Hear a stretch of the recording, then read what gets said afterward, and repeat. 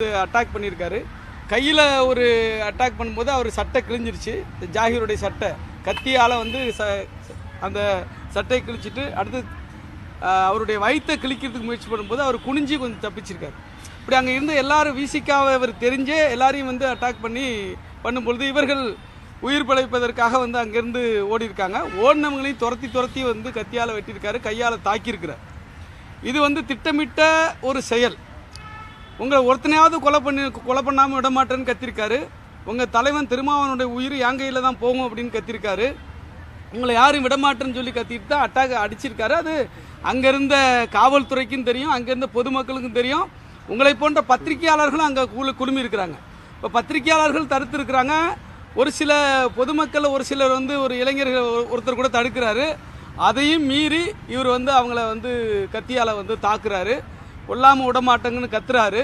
ஆபாசமான வார்த்தைகளை வந்து பயன்படுத்துகிறாரு. இது திட்டமிட்ட ஒரு கொலை முயற்சி.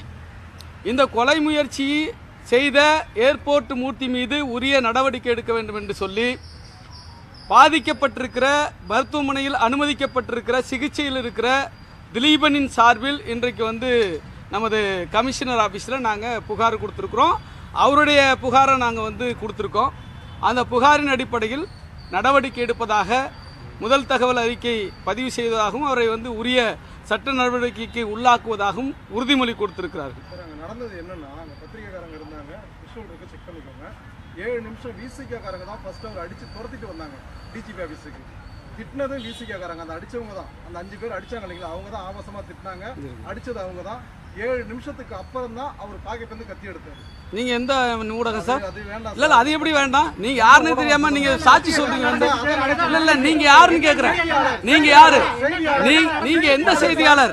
நீங்க வந்து திட்டமிட்டு இல்ல நீங்க விஷுவல்ல நான் காட்டுறேன் உங்களுக்கு.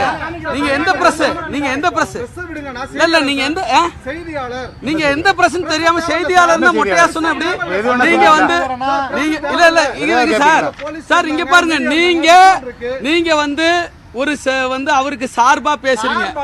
ஆமா நீங்க சார்பா பேசுறீங்க சார். நீங்க யாருன்னு சொல்லுங்க போத சார். உங்க பேர் என்ன? நீங்க யாரு சொல்லுங்க. எந்த பத்திரிகைன்னு சொல்லுங்க. நீங்க இருங்க நீங்க பிஜேபி ஆளு ஏர்போர்ட் மூர்த்தியால் தூண்டி விடப்பட்டு இங்க வந்திருக்கிற ஆளு. நாங்க புகார் கொடுக்க போறத தெரிஞ்சுக்கிட்டு நீங்க வந்து இங்க வந்திருக்கிறீங்க.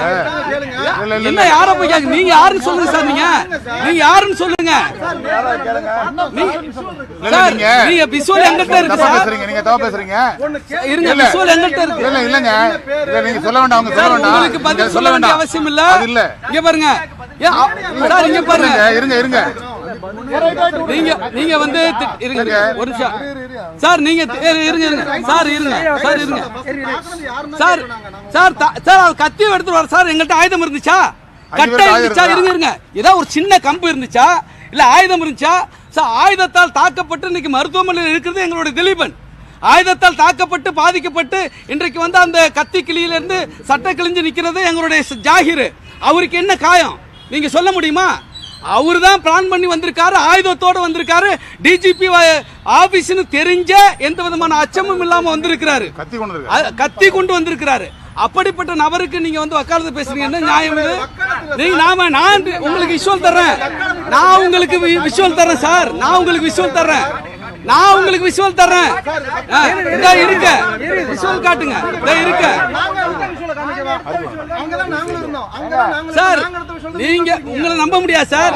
உங்க விஷயம் நான் பார்க்கல. நீங்க அங்க இருந்த மாதிரி தெரியல சார். நீங்க யாருன்னு சொல்ல மாட்டேங்கிறீங்க. எந்த செய்தியாளர், எந்த பத்திரிக்கை சார்? சொல்லணும் சார். இங்க பாருங்க. ஆமா சொல்லணும். செய்தியாளர்னா அடையாளம் இருக்கணும் சார். அடையாள அட்டை இருக்கணும். அப்படி இல்லன்னா எப்படி செய்தியாளர் சொல்ல முடியும்? நீங்க ஏர்போர்ட் மூர்த்தியால் வந்து தூண்டி விடப்பட்டு இங்க வந்திருக்கிற நபர். ஆமா சார். என்ன ஓவன்றீங்க? நீங்க பாஜகவினுடைய RSS ஒரு சங்கியினுடைய ஆதரவாளர் நீங்க. ஆமா நீங்க யாருன்னு சொல்லுங்க. நீங்க யாருன்னு சொல்லுங்க. நீங்க யாருன்னு சொல்லுங்க சார். செய்தியாளர்னா நீங்க எப்படி சொல்றீங்க? உங்க அடையாள அட்டையை காட்டுங்க சார். உங்க அடையாள அட்டையை காட்டுங்க. அவரு கேக்குற கேள்வி சார். என்ன பேட்டில எப்படி பேசுவீங்களா? யாரு மிரட்டுறா சார்? நீங்க யாருன்னு கேக்குறேன். மிரட்டானா இல்ல. நீங்க யாருன்னு கேக்குறேன் சார். நீங்க யாருன்னு கேக்குறேன். சார் கேள்விக்கு பதில் சொல்றேன் சார். நீங்க யாரும் தெரியாம எப்படி சொல்லிட்டேன். இருங்க சார். இல்ல அப்படி கிடையாது சார். நீங்க யாருன்னு கேக்குறேன்ல, நீங்க பத்திரிக்கை சொல்லணும்ல, நீங்க யாருன்னு கேக்குறோம்ல, நீ யாருன்னு காட்டுங்க. அப்புறம் இல்லன்னா எப்படி? இல்லன்னா இருக்கட்டும், இல்லன்னா எப்படி சார்? நீங்க பத்திரிக்கை, நீங்க கேள்வி கேளுங்க சார், நான் பதில் சொல்றேன். நீங்க சாட்சி சொல்றீங்க இங்க வந்து சார், நீங்க சாட்சி மாதிரி சொல்றீங்க நீங்க சார். நீங்க எந்த விதமான ஆதாரம் இல்லாம எப்படி பேசுவீங்க நீங்க?